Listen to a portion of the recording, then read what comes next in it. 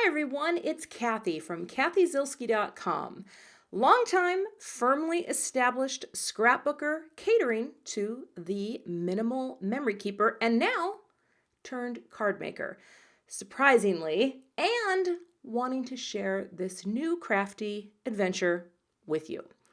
Yes, I've made a few cards over the years out of necessity mostly, or convenience, or because it's someone's birthday and I totally forgot at the last minute. But those cards did not include ink or, God forbid, embossing powder, mostly stemming from an unfortunate embossing incident early in the 2000s that involved me not understanding just how fine that powder was and how it would end up in every nook and cranny of my craft room. But I digress. I have been so inspired since starting this card making journey, and I'm as surprised as the next person. Keep in mind, as I share cards that I'm making, these are techniques and ideas that I am learning from some of the best card makers out there. Today, I'm taking an idea from Jennifer McGuire Inc. and her YouTube channel and using it to make my first card. Also, I'm using some of the products from my boyfriend, Tim Holtz, who is encouraging me to actually get a little messy. Of course, within my acceptable limits. My goal as a new card maker is to learn about all the things and then find a way to make them work within my simple and minimal aesthetic. And of course, most importantly, to talk about myself in the third person. So let's jump into Cathy Makes a Card, installment number 1. And let me just start out by saying, if you don't know about a Misti, get a freaking Misti. You know I want to know about all the things. So what I did from the very beginning was figure it out, got a Misti, got a little bar that I can anchor stuff down, and I am using a set here from Simon Says Stamp, and it is Roses for You. And the Misti, it just makes stamping for people who aren't very good at stamping, i.e. me, it makes it easier. It makes it so that, you can place things down in the right place. Here, I'm just placing for embossing because the technique that I am using or trying to do today is white on white embossing so that I can paint inside the lines. But the great thing about the Misti, I have a hard time with I call it free range stamping, where I just have an acrylic block and I press down. But with the Misti, it picks it up and then I can ink it up with my Versamark, okay? And I'm actually getting my embossing powder ready here. But I can ink it up in an even way and then stamp it in an even way. This little guy, I have the mini, and it's not a cheap tool.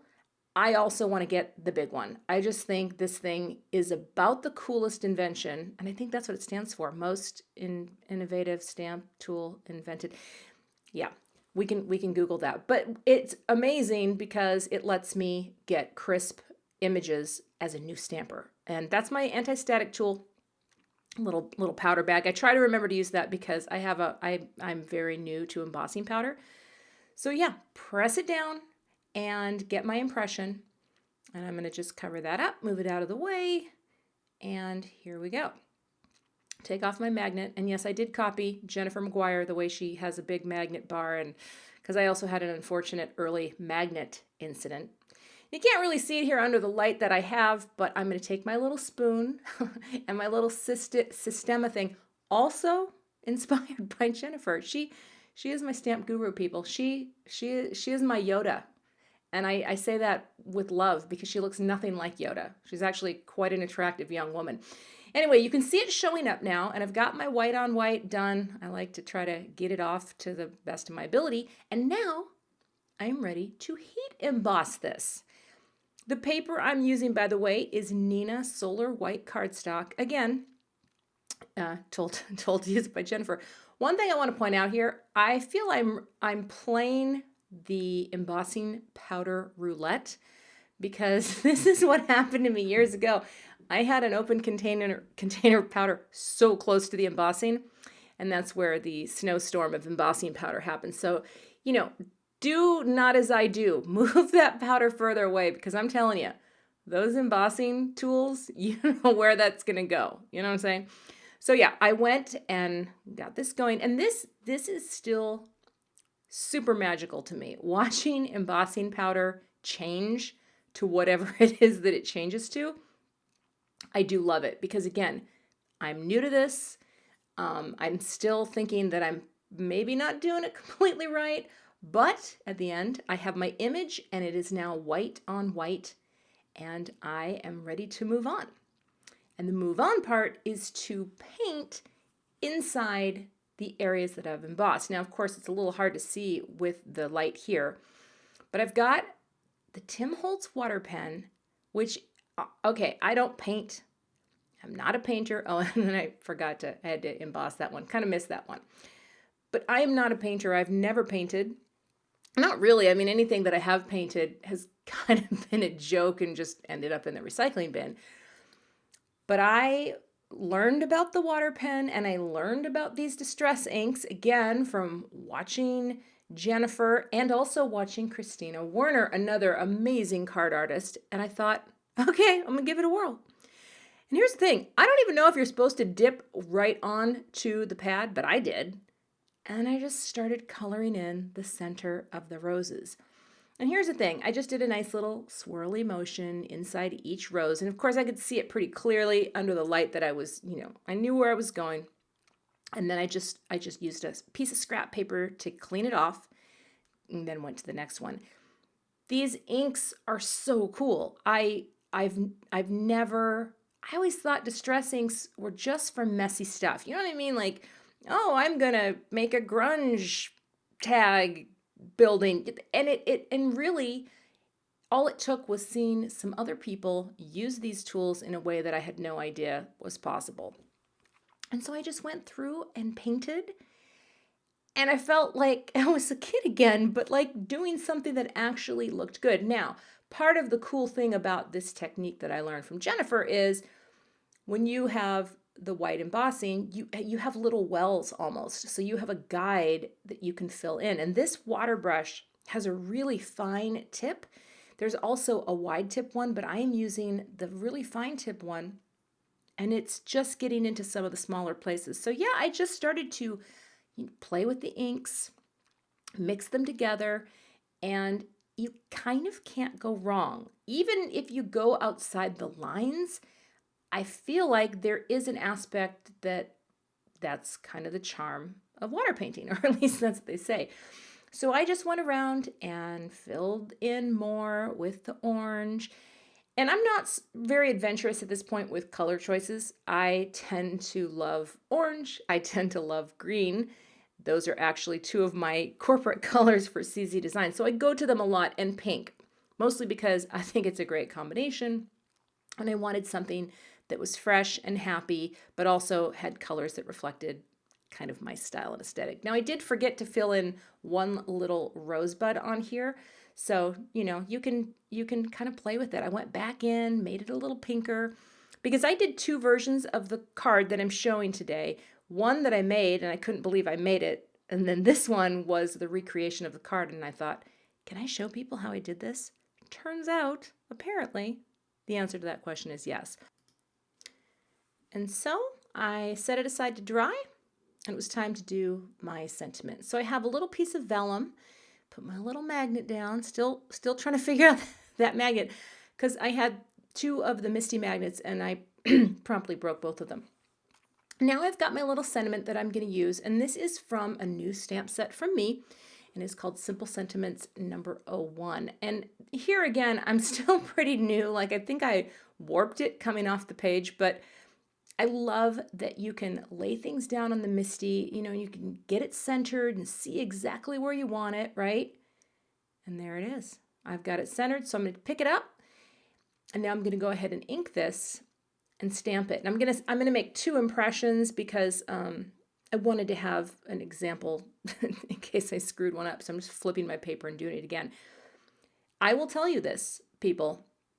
I have never ever heat embossed on vellum in my life. My heat embossing has been, how would you say, exceptionally limited. So the fact that I am now embossing on vellum, I don't know, I feel like I want someone to just give me an award, like, you go, crafty girl. Anyway, I probably should have used my anti-static tool here. And I didn't. I just kind of dusted it off and thought, all right, we're going to be fine. We're going to be fine. So it's ready to go. I miss your face. I got 2 options, and I'm going to go ahead and heat emboss them both. Again, I pushed the powder a little bit further away from the workspace because, again, you don't want to do what I've done in the past. So here we go. My sentiments have been embossed. I have 2 in case I screw up. I do that a lot. All right, now that my little piece of art has dried, I'm putting it through my Big Shot, my Stampin' Up! Big Shot. Now, I do have the magnetic platform, but I've been having some issues with the dies feeling like they kind of jump around a bit. So I saw people taping, and I thought I'm just going to get the painter's tape and do it this way. Also, looking at my forearms, I probably should have put some forearm foundation. That's all I'm going to say. They don't tell you that, ladies. When you get older, your arms are going to go. Next up, we have the sentiment. Now, I didn't have a die that was going to work with this, so I just used a font called Altoids and made several little moms and cut them out using my Cameo. And that's going to be my title. And now I'm coming to the trimming part. So I like to use cutting mats. I don't use paper trimmers for a lot of stuff. I use an X-Acto knife. And part of the reason why is I can use cutting mats in this way and a metal ruler. And most of the time, I get what I'm looking for, a nicely trimmed sentiment. So now I'm just going to add my floral image. It kind of reminds me of a bunch of grapes, just that shape, and I kind of like it. And also, I've used the Lawn Fawn dotted large rectangle dies for my card base. So I've got the next to largest one and another large one that's the 4 1/4 by 5 1/2. I feel like these dies would be the best investment for a new card maker, hands down. Get one of those Lawn Fawn, either the dotted or the stitched, the rectangle sets, because you can use them for pretty much any card you can dream up. And believe me, as I do more cards, you will see me using these because I just love the look. So I'm gluing these together now because I want to stack them. And that was a technique, again, that I saw an artist named Mercy Tiara stack a bunch of die cuts to create, sort of your dimensional look for type. It's almost like having, your custom chipboard that you make at home. I love this technique. So I'm just using my Zig glue because it's easy for me. But honestly, lining up little cutouts like this, the dies, it's not as easy for me as it might be for some people. But so this isn't perfect, but I think it will look good when it's done. All stacked together. And now I've got this nice card title with dimension. So I'm going to put that on there too. Actually, no, I'm not. But now it's time to assemble the card. And the base for this is the large dotted rectangle. Press that in. And now I'm going to add the mom sentiment over the top. And I actually ended up going and using some Ranger matte medium to put it on as opposed to that glue. But now the card is done.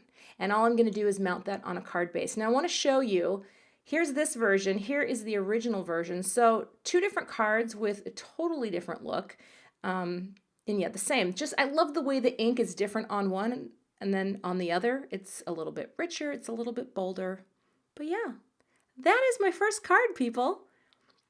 I'm super excited about this whole card making thing. And if you want any links, they will be below in the info. And again, I'm new at this, but hang with me, people. And also, I'll look into getting some of that forearm foundation. Thanks, everybody. Have a great day.